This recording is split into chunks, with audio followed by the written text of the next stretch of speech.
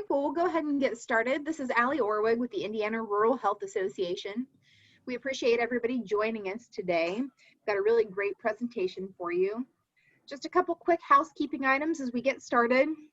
You will not be able to speak today unless you request permission at the end of the presentation during the Q&A session.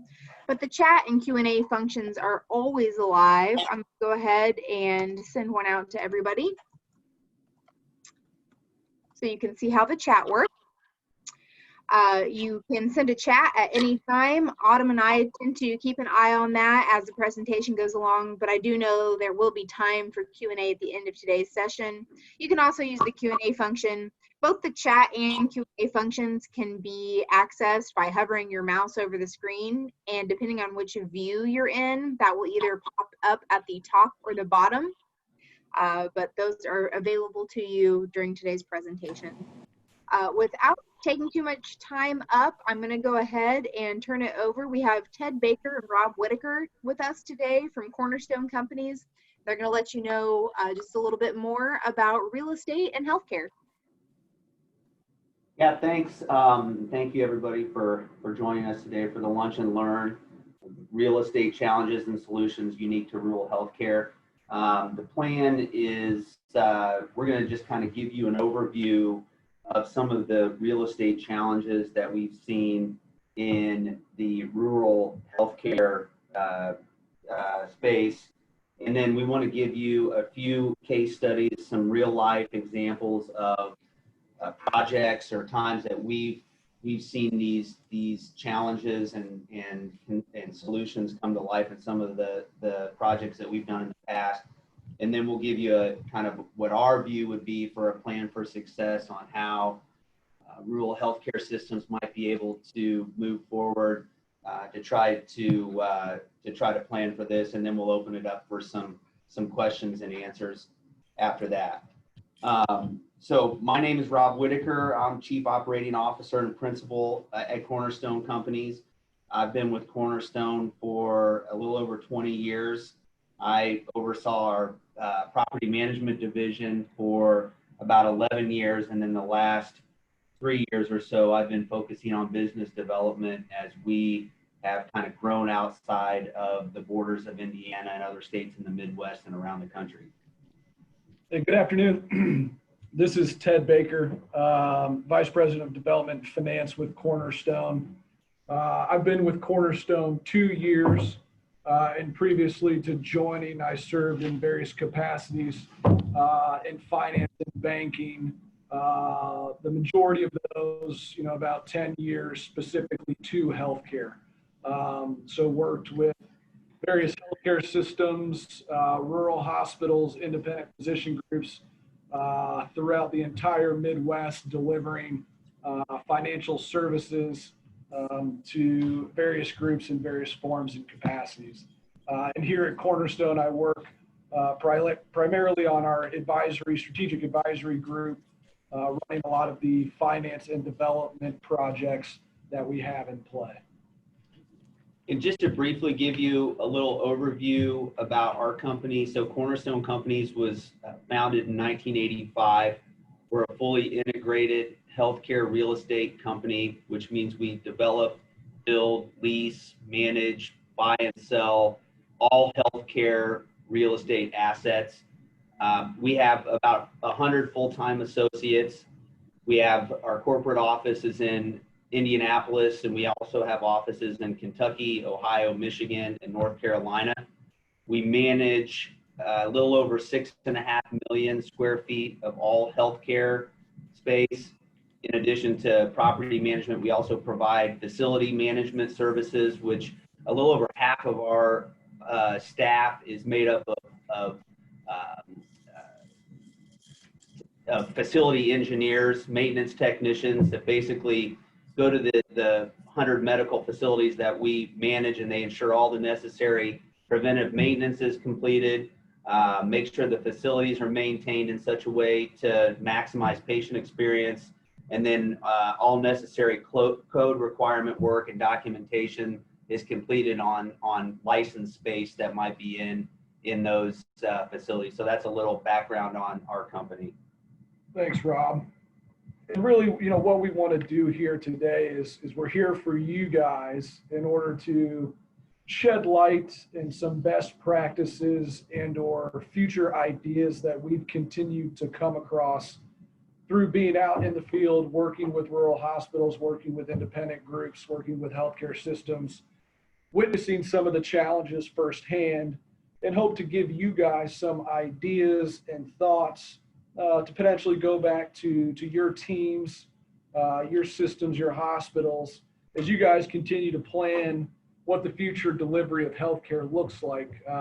Clearly, with the ongoing COVID-19 pandemic, that's created even more changes and more challenges in the future environment. And we hope to be able to provide some feedback even in regards to that of what we're seeing and what we're hearing and how hospital systems and hospitals themselves can plan for the future. So first of all, we'll give a brief overview kind of on what we're seeing in general rural real estate challenges.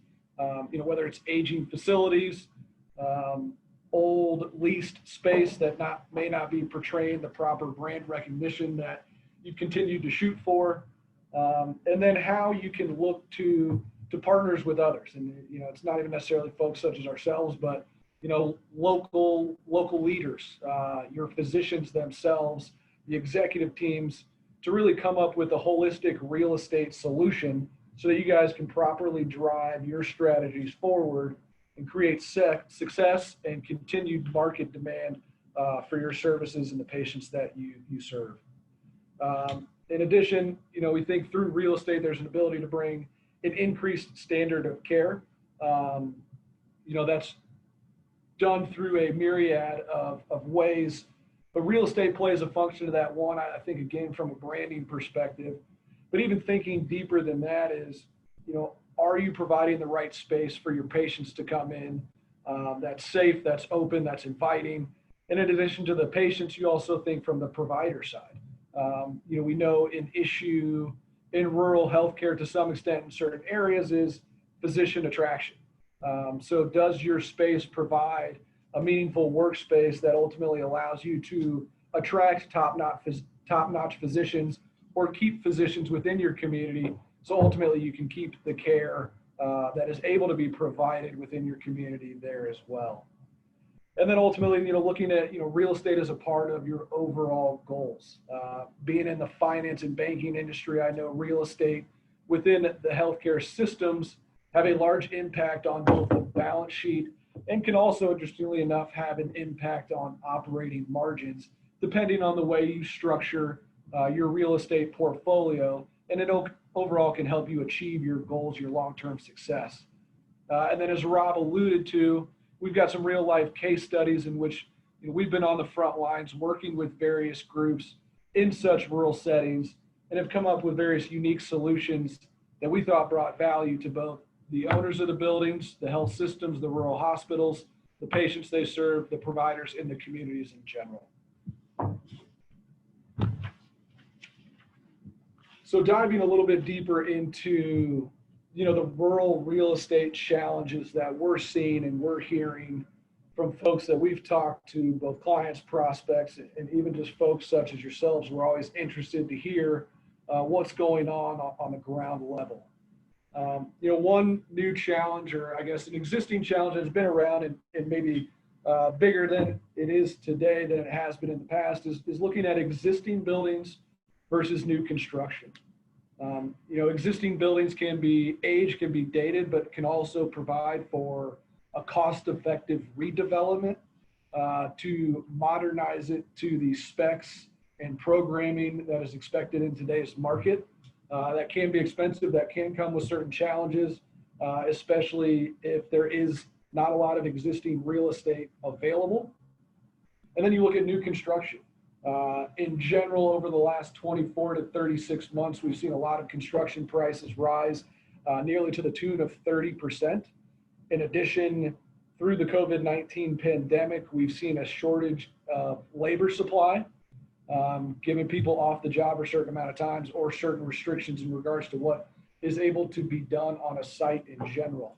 So those coupled, it's really a weighing factor of what options do you have how can you analyze those options, then ultimately make a best case decision for how you would proceed if you are looking for new space, and whether that's utilizing an existing building or constructing a new building. Then another thing to look at is, the age of your existing portfolio, whether that's, your campus, your hospital in and of itself, or your ambulatory network that you may have around the community that you serve. You have a lot of buildings, predating at some point where they may have asbestos or mold issues. You may have lead-based paint issues. You may have lack of space, or, thin hallways, common areas that are probably maybe too small for today's environment. And then you look at the mechanicals. Have the mechanicals been appropriately maintained? Or they need to be replaced? And to some extent, can those aged buildings be revitalized or redeveloped, remodeled, or is there a potential need for a replacement? Not necessarily a replacement hospital, but maybe a replacement on-campus MOB, or again, looking at that ambulatory network and assessing the needs of how you can best serve the patients within your community. I think an important one as well is looking at the changing needs and functional obsolescence in existing buildings. A lot of, that we see in rural healthcare, may have been built in the 60s, 70s, 80s, some maybe before.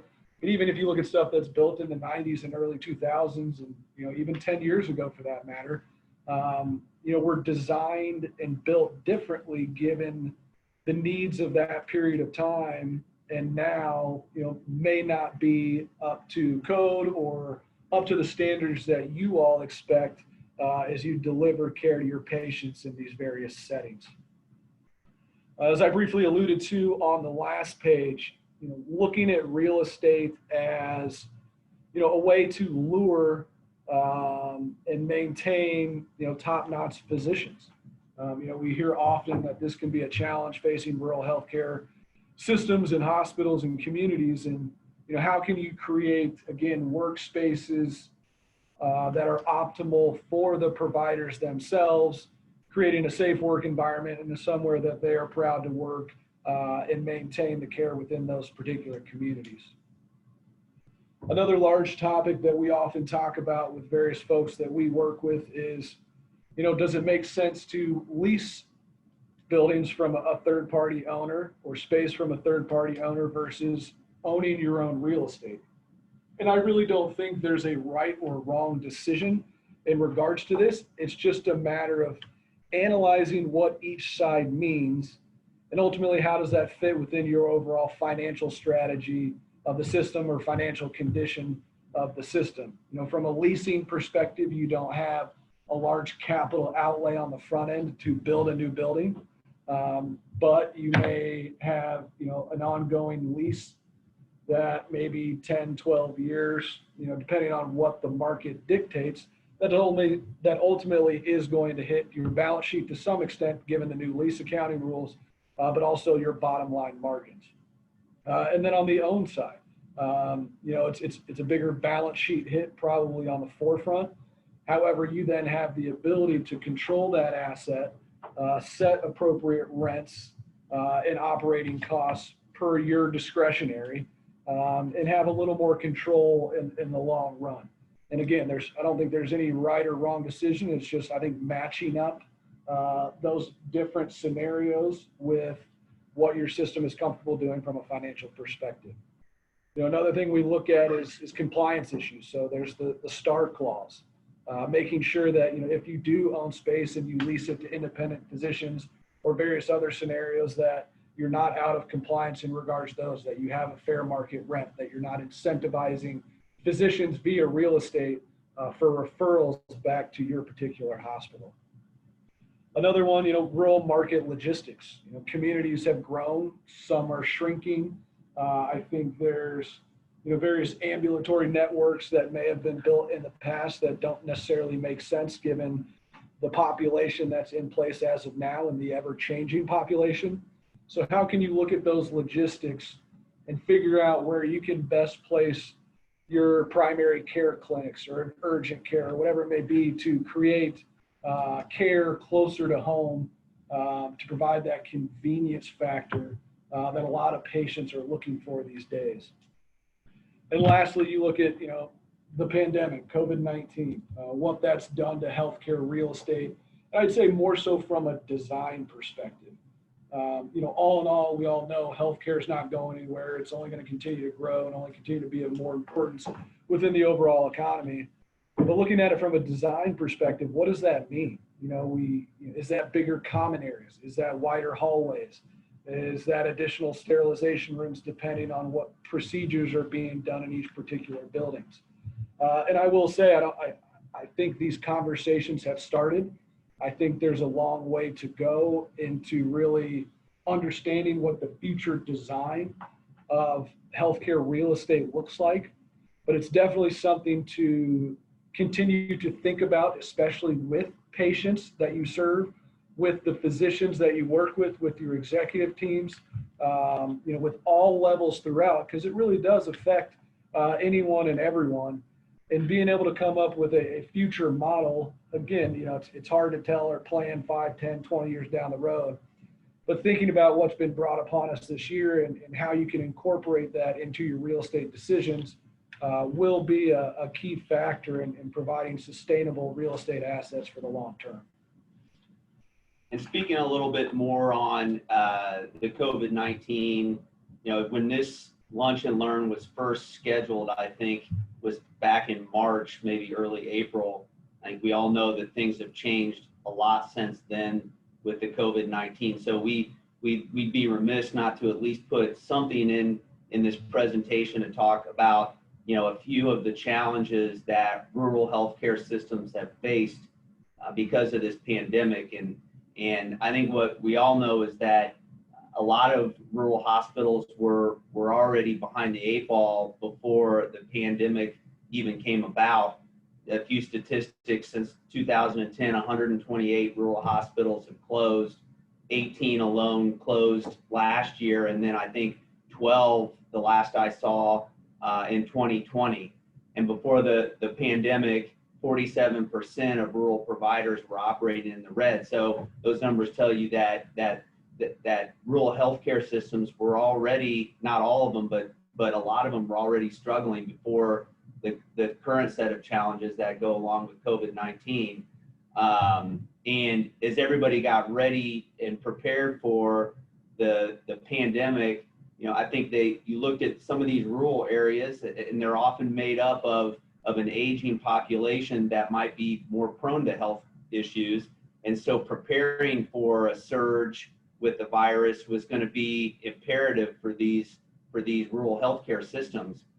And so a lot of these smaller hospitals had to forego their elective surgeries to make room for this COVID surge. And in some cases, that surge never came. So they kind of saw a double whammy in that they put off the elective surgeries that are a major source of revenue for them. And then what they put the elective surgeries off for, which was COVID patients, never really came. And so the other issue that rural hospitals had, I mean, all hospitals had it, but it probably hit the rural healthcare systems harder, was staffing issues during the pandemic. And these rural systems having to furlough or lay off their staff just in order to cut costs, just in order to keep their doors open. And then in addition to that, when an employee was exposed to the virus or actually came down with the virus, having to have them quarantine, and it puts them behind the 8 ball even more, having to have staff members that are out because of that. And so these are just a couple of the issues that we've kind of seen. Obviously, we're not out of the woods when it comes to COVID-19, and we've got a long way to go. And so it'll be interesting to see how not only rural healthcare, but all healthcare responds in the upcoming months and years. And again, going on to a slide highlighting the state of the general market. And honestly, we don't want to sit here and tell you stuff that you guys live and breathe every day.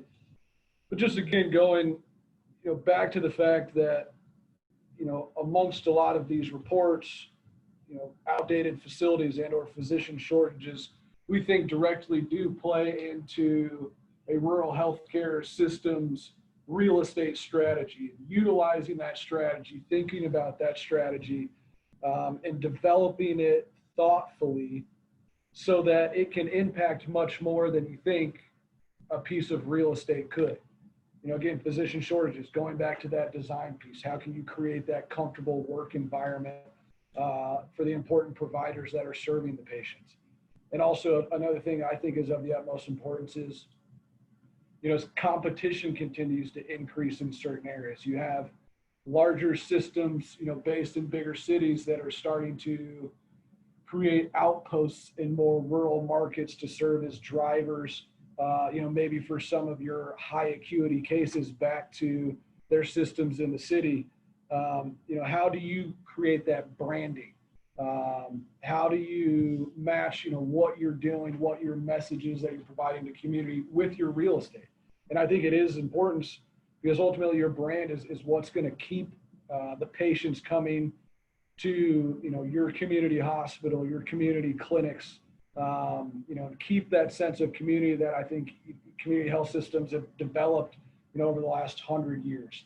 I think that sense of community plays a vital role in serving and providing healthcare, but making sure that brand is up to date and is really providing that image of high quality, safe care is going to be of continued importance for time to come. And then again, the notion of outdated facilities. How can you redevelop or replace existing facilities with newer, up-to-date facilities? And while there is, maybe a cost burden on the forefront, a lot of these newer facilities from a utility standpoint are much cheaper. They're much more efficient. In certain ways, they can provide for better patient flow where the providers might be able to see more patients during the day. So while there are some upfront costs or costs associated with newer real estate, I think there are a lot of upsides that can be built in as well. So the next thing we wanted to do was take what we've talked about so far, some of the challenges and the issues that we've seen that rural healthcare systems have faced, and just kind of highlight a few projects that we've seen that where these systems have had to deal with those and what they've done to overcome the challenges. So the first case we've got here, and this kind of is going to hit on what Ted talked about earlier with do we upgrade an existing facility or do we replace the facility, was a project for IU Health that was done in Tifton, Indiana. And Tifton is a community of about 5,000 people. And they had the original hospital there was built in the 1960s. And it actually, believe it or not, doubled as the bomb shelter for the local community. And so as you can imagine, the construction on the original hospital had 1.5 foot thick walls, narrow hallways. And so it was originally built at a time when the hospital system was focused almost 100% on inpatient care. And then IU Health made 2 renovations, one in 2004 and one in 2008. And then in 2014, they finally decided that the cost of maintaining the vacant space was really outweighed any potential benefit it was going to provide at that time or in the future. And so the original hospital showed functional obsolescence, which we talked about earlier, in the operating rooms and the exam rooms. As they went through the due diligence on trying to decide what to do, they discovered that a portion of the roof was going to need to be replaced and was going to cost $400,000 to replace it. And so as they went through the considerations and they were trying to decide what to do, they thought, well, can we reuse the space for administrative offices? But the conclusion they came to was, yes, they might be able to, but the cost of having to go back and retrofit that space and not being able to have any technological support, because they weren't going to be able to put any fiber optics or current cabling in the walls in the existing hospital, that it just wasn't going to make sense. And they also looked at it, if it made sense for them to take resources from somewhere else within their system to invest in the existing building. But they came to the conclusion that that wasn't viable because the return on their investment on that type of move just wasn't going to work because of the cost of the replacing the roof and also the retrofits that we talked about. And so basically all of that and the fact that at that time 70% of IU Health's business focused on outpatient services led them to come to the conclusion that they demolished a portion of the hospital and they built a 24,000 square foot, 2-story kind of state-of-the-art medical office building that connected to the existing hospital with a 2-story connector.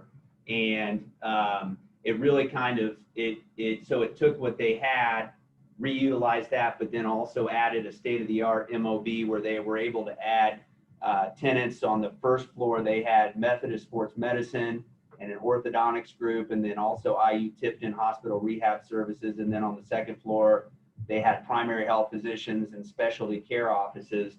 And so it was, it ended up being a great project for them. And it also, this type of project can also highlight, we've seen this quite a bit in the past, projects like this, as Ted talked about earlier with physician attraction. A project like this can incorporate physician ownership if a hospital system's willing to give up some of their own ownership and can allow them for flexibility in the future if they might sell the facility. Yeah, no, I think that's a great point, Rob. And just to highlight that point again, so as you look at real estate and developing real estate or looking at existing real estate in general, it is a unique opportunity to provide additional incentive to your physician groups through ownership. And we've seen it done in various capacities where physicians may own the whole building, or a third-party developer may own the whole building, or it might be a joint venture between the two, such as this one was.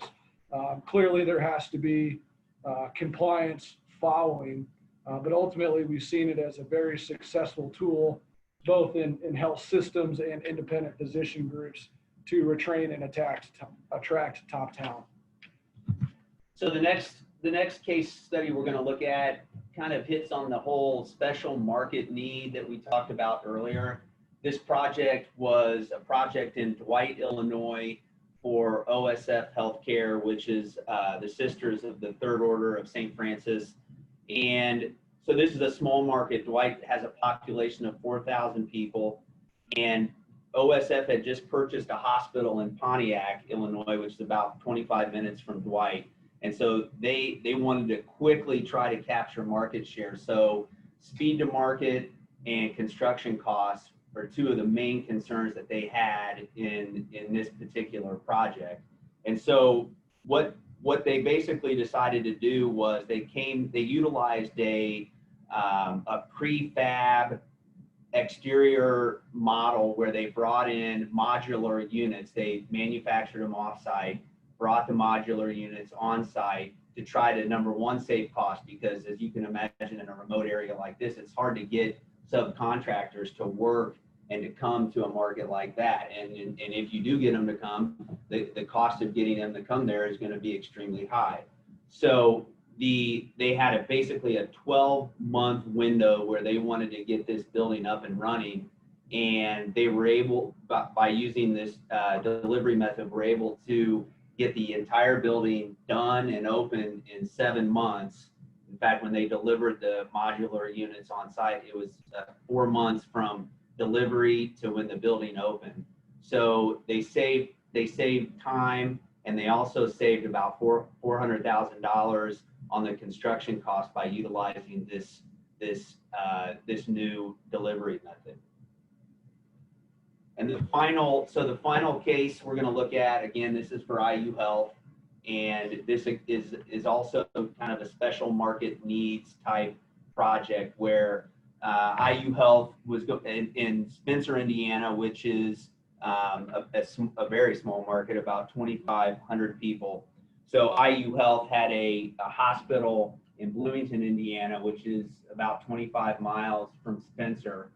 And kind of the same thing with OSF. They wanted to get a building up and capturing market share to try to feed that new hospital that they had in Bloomington. So cost, of course, is very important. Speed to market is important. And then they also had two different groups that they wanted to consolidate into one location.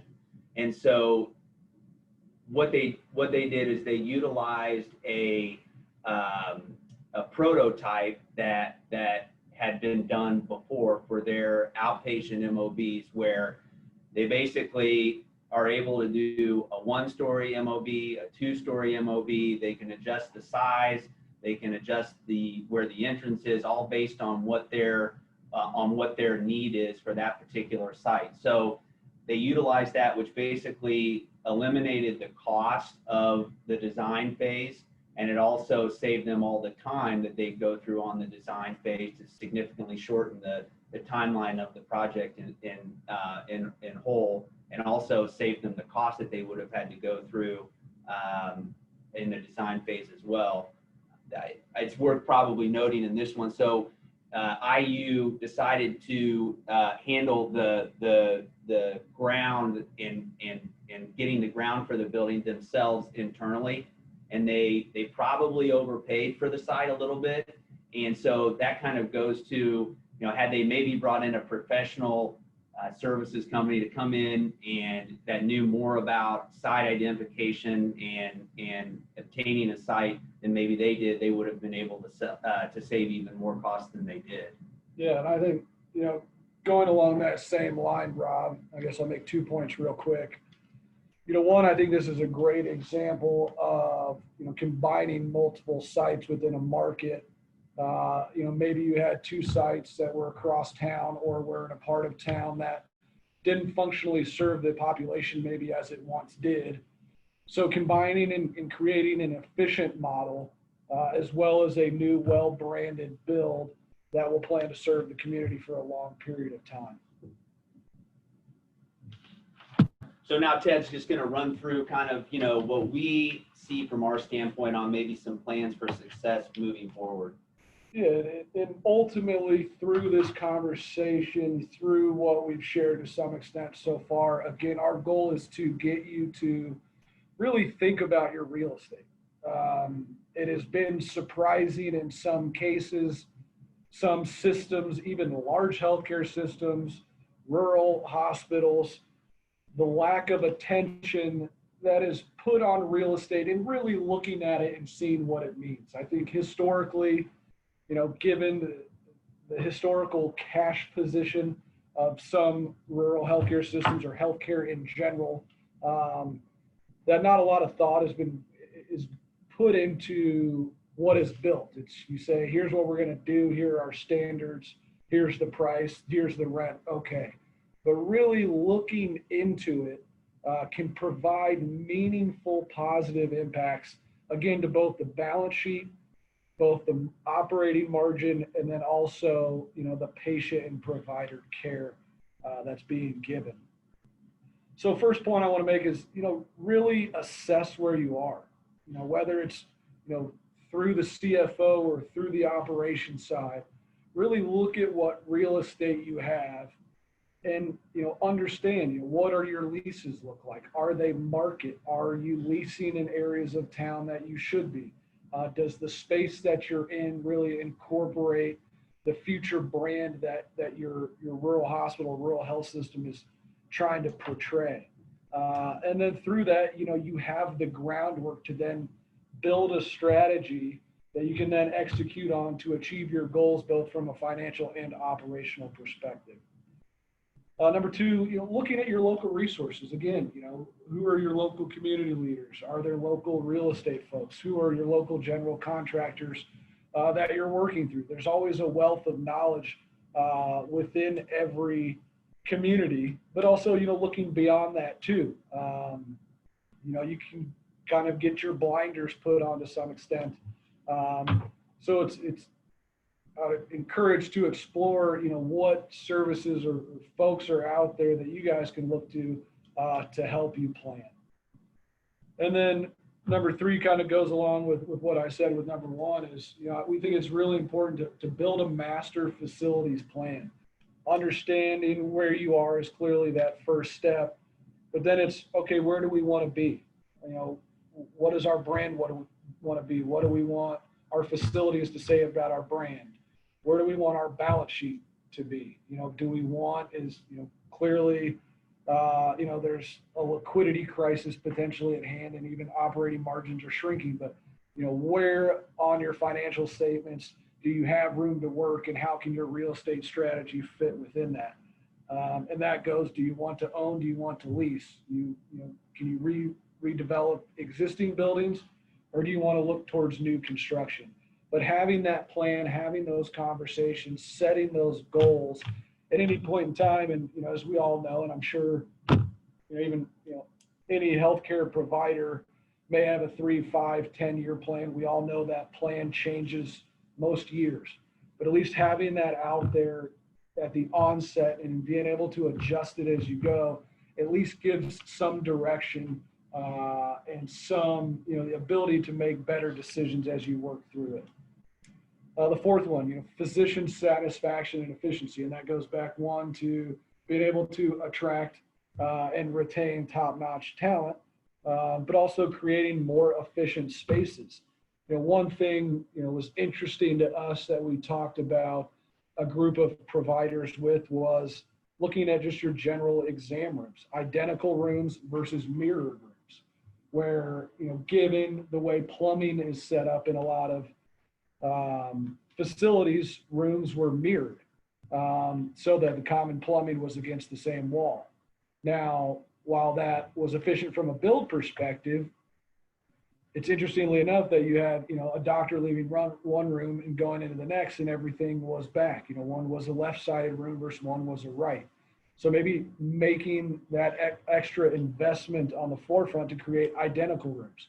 And really what we found through a case study and working with this group of providers is that they could see 2 to 3 more patients a day just because every room was identical and that process was identical, and it saved time and created efficiencies from a timing perspective.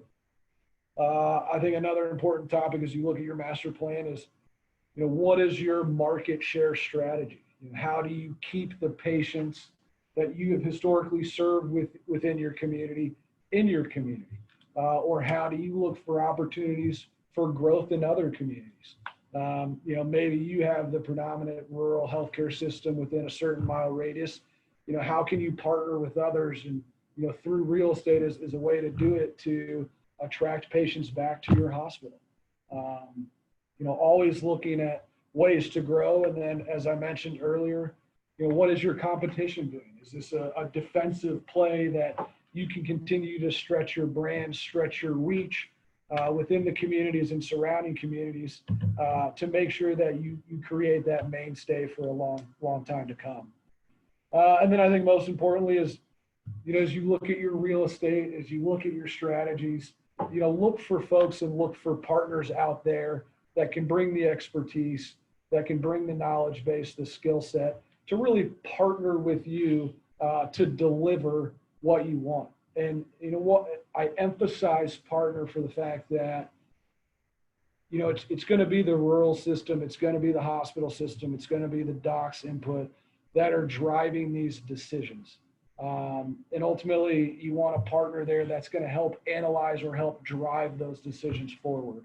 And that's really what we think provides for long-term success in a lot of the folks that we've looked at, and really providing that holistic viewpoint into real estate, its impact on healthcare, its impact on healthcare financials, and ultimately creating a marriage of all those facets to create success financially, operationally, and for future growth and sustainability in rural healthcare. So with that, we again thank you all for participating in this. We appreciate being able to just kind of share our thoughts and what we've seen in our years in this business, and we'll open it up to any questions anybody might have. Thank you guys. That was an excellent presentation. We haven't had any questions come into the chat or the Q&A yet. We will go ahead and give it just a minute here. We have recorded today's session, so we'll be able to get that posted later this week, and we'll come out with a post-session survey. It takes less than 60 seconds, so we do appreciate everybody filling that out when you get it. It helps us provide these sessions for free since we are funded by Flex dollars to provide them. But not seeing any questions come in yet. So I say we will go ahead and give it just another minute. Do you have contact information or anything that you would like to leave, gentlemen, if people come up with questions after the presentation? Yeah, what would be the easiest way to do that? You want us to send you kind of our contact information, or? Yeah, that would be fine, and we can send it out with our post survey and the recording link. Sure. Yeah, that would be great. And just to reiterate, I mean, we love to have these conversations and talk and discuss and learn, you know, more than anything else we do is, you know, it's through those conversations that we often find value and help work in partnership with health systems to deliver long-term success. We appreciate your time today. Absolutely. Well, thank you so much, and everyone have a good afternoon.